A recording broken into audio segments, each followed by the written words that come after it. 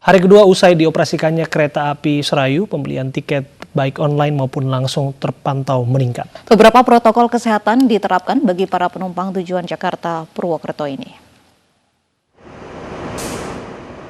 Dalam penjualan tiket secara daring maupun langsung, para pengguna jasa diharuskan untuk memenuhi sejumlah berkas surat bebas COVID-19 hingga surat izin keluar masuk bagi keberangkatan dari stasiun Pasar Senen, Jakarta.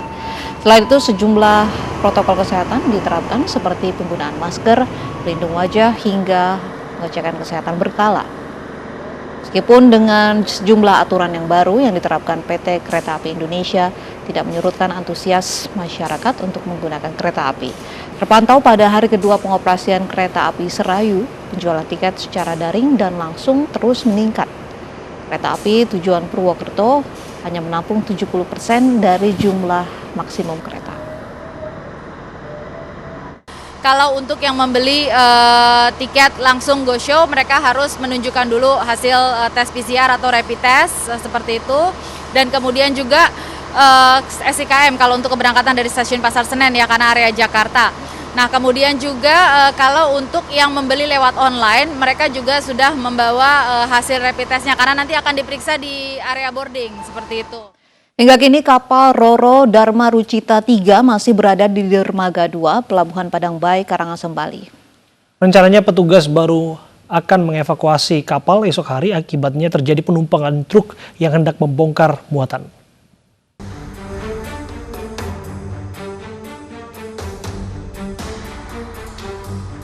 Hingga kini kapal motor penumpang Dharma Rucita 3 yang nyaris tenggelam masih berada di Pelabuhan Padang Bay, Karangasem, Bali.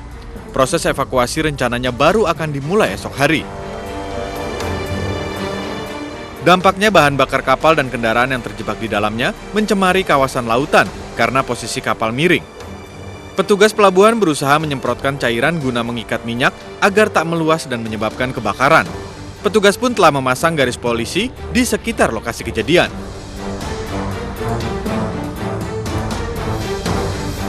Selain itu, antrian truk juga terjadi di pintu masuk bongkar muat Padang Bay. Hingga kini Dermaga 2 belum beroperasi, sedangkan Dermaga 1 bongkar muat sempat mengalami kendala akibat tali KMP Dharma Rucita 3 yang berserakan di alur Dermaga 1.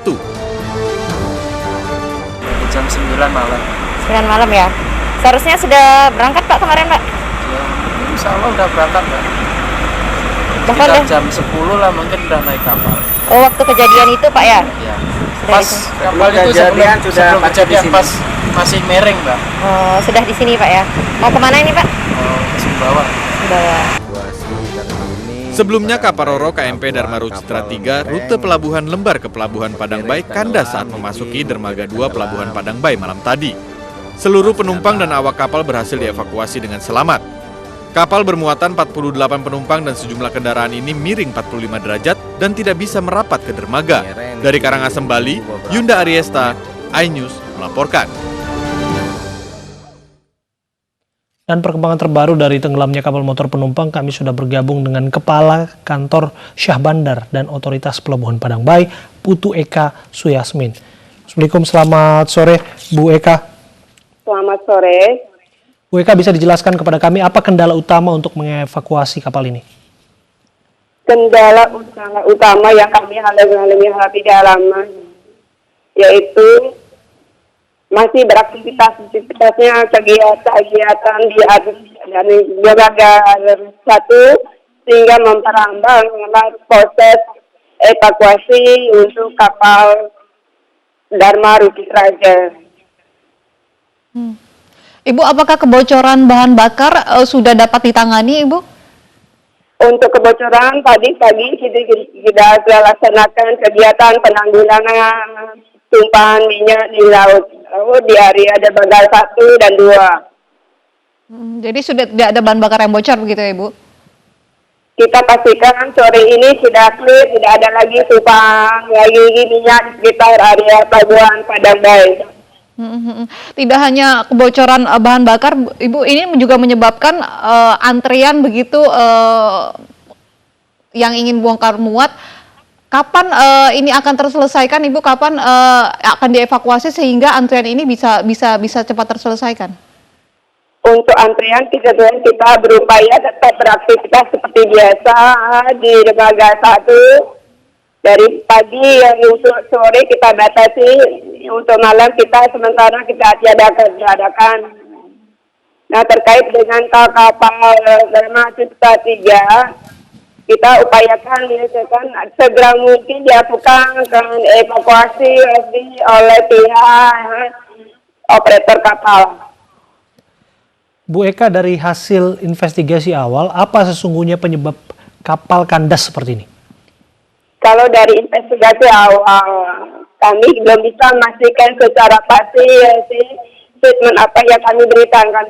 Karena dari pihak nakoda ataupun kru kapal sampai saat ini belum bisa kami minta keterangan karena masih dalam kondisi trauma atau shock. Kapan Ibu bongkar muat ini bisa kembali normal? Untuk kegiatan bukan normal saat ini sudah berjalan seperti biasa. Untuk kegiatan logistik sudah berjalan terurai, hanya saja mengalami keterlambatan. Terima kasih untuk waktunya berbincang bersama kami, Bu Putu Eka Suyasmin, sudah berbincang bersama kami.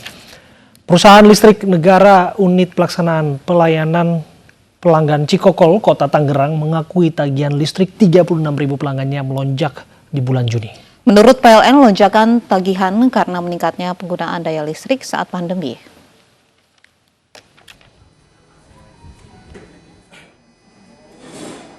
Puluhan pelanggan listrik mendatangi kantor PLN Unit Pelaksanaan Pelayanan Pelanggan Cikokol, Kota Tangerang, Banten, Jumat siang, mengadukan tingginya lonjakan tagihan listrik pada bulan Juni 2020.